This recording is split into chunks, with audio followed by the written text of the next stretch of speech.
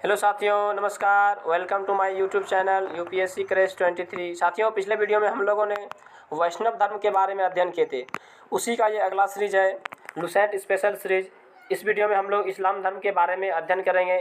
तो प्रश्न संख्या 1 पर चलते हैं कि इस्लाम धर्म के संस्थापक कौन थे। इसका उत्तर होगा हज़रत मोहम्मद साहब। इस्लाम धर्म के संस्थापक हज़रत मोहम्मद साहब थे।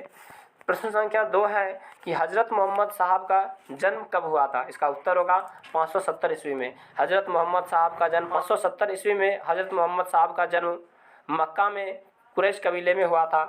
प्रश्न संख्या 3 है कि हज़रत मोहम्मद साहब का जन्म कहाँ हुआ था। इसका उत्तर होगा मक्का में। हज़रत मोहम्मद साहब का जन्म 570 ईस्वी में मक्का में हुआ था, जो कि कुरैश कबीले में हुआ था।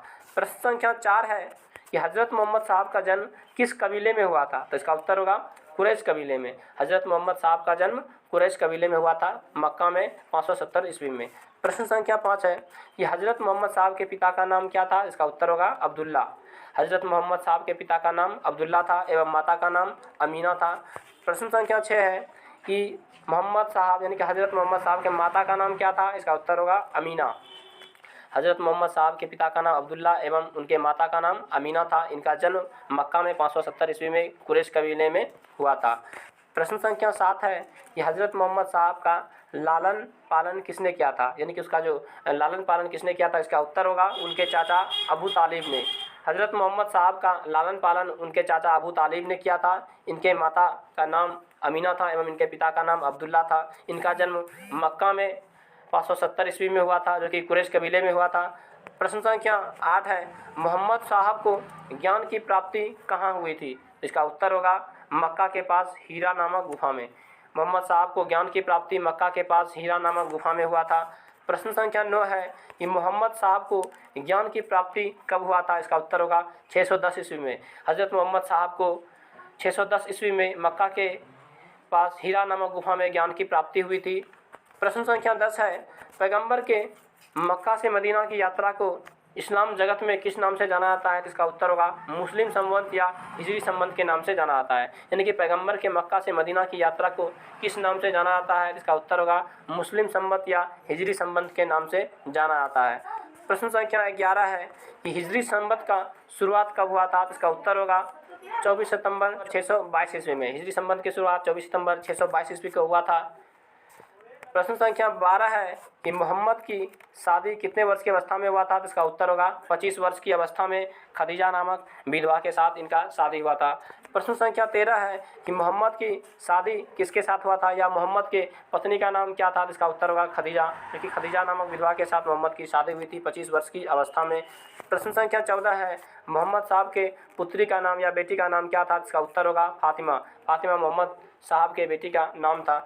प्रश्न संख्या 15 है कि मोहम्मद के दामाद का नाम क्या था। तो इसका उत्तर होगा अली। अली जो कि मोहम्मद साहब का दामाद था, यानी कि फातिमा के पति थे। प्रश्न संख्या 16 होगा पैगंबर मोहम्मद साहब को कुरान अरबी भाषा में किसने संप्रेषित किया था। तो इसका उत्तर होगा देवदूत जब्रियल ने, यानी कि देवदूत जिब्रियल ने पैगंबर मोहम्मद साहब को कुरान अरबी भाषा में संप्रेषित किया था, भेजा था। प्रश्न संख्या 17 होगा इस्लाम धर्म का पवित्र ग्रंथ क्या है। इसका उत्तर होगा कुरान। इस्लाम धर्म का पवित्र ग्रंथ क्या है। इसका उत्तर होगा कुरान, जो कि इस्लाम धर्म का पवित्र ग्रंथ है। प्रश्न संख्या 18 है कि कुरान कितने अध्यायों में बटा हुआ है। इसका उत्तर होगा 114 अध्याय। कुरान 114 अध्यायों में बटा हुआ है। और प्रश्न संख्या 19 है कि कुरान में कितने पद्य हैं। इसका उत्तर होगा 6360 पद्य, यानी कि कुरान में कुल 6360 पद्य एवं ये कुरान 114 अध्यायों में बटा हुआ है। प्रश्न संख्या 20 है कि मोहम्मद साहब ने किसके शिक्षाओं का उपदेश दिया है। इसका उत्तर होगा कुरान के शिक्षाओं का। प्रश्न संख्या 20 ये है कि मोहम्मद साहब ने किसके शिक्षाओं का उपदेश दिया है। इसका उत्तर होगा कुरान के शिक्षा का, यानी कि मोहम्मद साहब ने कुरान के शिक्षा का उपदेश दिया है।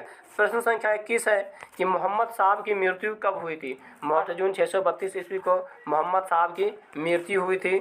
प्रश्न संख्या 22 है कि हज़रत मोहम्मद साहब को कहाँ दफनाया गया था। तो इसका उत्तर होगा मदीना में। हज़रत मोहम्मद साहब को मदीना में दफनाया गया था। इनका मृत्यु 8 जून 632 को हुआ था। प्रश्न संख्या 23 है कि मोहम्मद की मृत्यु के बाद इस्लाम कितने पंथों में विभक्त हो गया या फिर कितने भागों में बट गया। तो इसका उत्तर होगा 2 पंथों में, पहला सुन्नी और दूसरा शिया।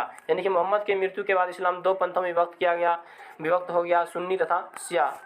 प्रश्न संख्या 24 इस्लाम धर्म में सुन्ना में जो विश्वास रखता है उसे क्या कहा जाता है? इस्लाम धर्म में जो सुन्ना में विश्वास करता है उसे क्या कहा जाता है? इसका उत्तर होगा सुन्नी। इस्लाम धर्म में जो सुन्ना में विश्वास करता है उसे क्या कहा जाता है? तो इसका उत्तर होगा सुन्नी।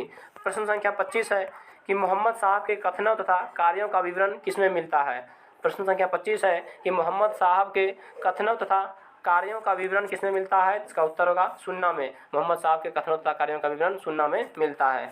प्रश्न संख्या 26 है कि जो अली की शिक्षाओं में विश्वास करते हैं उसे क्या कहा जाता है? इसका उत्तर होगा शिया। जो अली की शिक्षाओं में विश्वास करते हैं उसे शिया कहा जाता है। एवं जो पैगंबर मोहम्मद साहब के कार्यों तथा विचारों पर विश्वास करते हैं तो उसको सुन्ना कहा जाता है। प्रश्न संख्या 27 है किस समुदाय के लोग अली को मोहम्मद साहब का न्याय सम्मत उत्तराधिकारी मानते हैं? यानी कि किस समुदाय के लोग अली को मोहम्मद साहब का न्याय सम्मत उत्तराधिकारी मानते हैं? तो इसका उत्तर होगा शिया समुदाय। शिया समुदाय के लोग अली को मोहम्मद साहब का न्याय सम्मत उत्तराधिकारी मानते हैं। शिया जो कि अली के कथनों यदि कार्यों पर विश्वास करते हैं उसे शिया कहा जाता है, और जो मोहम्मद साहब के कथनों तथा कार्यों का पर विश्वास करते हैं उसे सुन्ना कहते हैं। और प्रश्न संख्या 28 है कि अली की हत्या कब हुई थी? तो इसका उत्तर होगा 661 ईस्वी में। अली की हत्या 661 ईस्वी में हुआ था। और प्रश्न संख्या 29 है कि अली के पुत्र का नाम क्या था? तो इसका उत्तर होगा हुसैन। अली के पुत्र का नाम हुसैन था और इसका मृत्यु 680 ईस्वी में करबला इराक में हो गया था। प्रश्न संख्या 30 है कि अली के पुत्र हुसैन की हत्या कब हुआ था? तो इसका उत्तर होगा 680 ईस्वी में। अली के पुत्र हुसैन की हत्या 680 ईस्वी में हुआ था। करबला जो कि इराक में एक जगह है, उसी जगह पे अली के पुत्र हुसैन की हत्या 680 ईस्वी में कर दिया गया था। इराक जो कि एशिया मध्य एशिया में पड़ता है, यानी कि एशिया महादेश में पड़ता है। इराक का राजधानी बगदाद है। प्रश्न संख्या 31 है कि पैगंबर मोहम्मद साहब के उत्तराधिकारी क्या कहलाए? इसका उत्तर होगा खलीफा। पैगंबर मोहम्मद साहब के उत्तराधिकारी खलीफा कहलाए। प्रश्न संख्या 32 है कि इस्लाम जगत में खलीफा पद कब तक रहा? तो इसका उत्तर होगा 1924 ईस्वी तक। इस्लाम जगत में खलीफा पद 1924 ईस्वी तक रहा, यानी कि पैगंबर मोहम्मद साहब के उत्तराधिकारी को खलीफा कहा जाता था, और इस्लाम जगत में खलीफा पद 1924 ईस्वी तक रहा। प्रश्न संख्या है 33 कि खलीफा पद को 1924 ईस्वी में तुर्की के किस शासक ने समाप्त कर दिया? तो इसका उत्तर होगा मुस्तफ़ा कमाल पाशा। मुस्तफ़ा कमाल पाशा जो कि तुर्की का शासक था, इन्होंने खलीफा पद को 1924 ईस्वी में समाप्त कर दिया। प्रश्न संख्या 34 है कि सर्वप्रथम पैगंबर साहब का जीवन चरित्र किसने लिखा था? तो इसका उत्तर होगा इब्न इसाक। इब्न इसाक ने ही सर्वप्रथम पैगंबर साहब के जीवन चित्र को लिखा था। प्रश्न संख्या 35 है कि मोहम्मद साहब के जन्म दिवस पर कौन सा पर्व मनाया जाता है? मोहम्मद साहब के जन्मदिन पर कौन सा पर्व मनाया जाता है? इसका उत्तर होगा ईद ए मिलाद उन नबी। यानी कि मोहम्मद साहब के जन्मदिन पर कौन सा पर्व मनाया जाता है? तो ईद ए मिलाद उन नबी। प्रश्न संख्या 36 है भारत में सर्वप्रथम इस्लाम का आगमन किसके जरिए हुआ? तो इसका उत्तर होगा अरबों के जरिए। और अरबों ने सिंध पर आक्रमण कब किया था? तो इसका उत्तर होगा 712 ईस्वी में मोहम्मद बिन कासिम के नेतृत्व में। और अरबों के सिंध पर आक्रमण के समय उस समय सिंध का शासक कौन था? इसका उत्तर होगा दाहिर जो कि उसमें सिंध पर शासन कर रहा था। और प्रश्न संख्या 38 है कि सबसे पहले भारत के किस भाग में इस्लाम एक महत्वपूर्ण धर्म बना? इसका उत्तर होगा सिंध क्षेत्र। सबसे पहले भारत के किस भाग में इस्लाम एक महत्वपूर्ण धर्म बना? तो सिंध क्षेत्र में, चूँकि उसमें सिंध में दाहिर शासन कर रहा था, तो उसी समय अरबों ने 712 ईस्वी में मोहम्मद बिन कासिम के नेतृत्व पर सर्वप्रथम भारत के सिंध क्षेत्र में आक्रमण किया था और उस क्षेत्र को विजित कर लिया, और उस क्षेत्र में इस्लाम एक महत्वपूर्ण धर्म बन गया। प्रश्न संख्या 39 है कि नमाज के दौरान मुसलमान किस तरफ मुंह करके खड़े होते हैं? तो इसका उत्तर होगा मक्का की तरफ। यानी नमाज के दौरान मुसलमान लोग मक्का की तरफ अपना मुंह करके खड़े होते हैं। प्रश्न संख्या 40 है कि भारत से मक्का किस ओर पड़ता है? तो इसका उत्तर होगा पश्चिम की ओर। भारत से मक्का पश्चिम दिशा की ओर पड़ता है।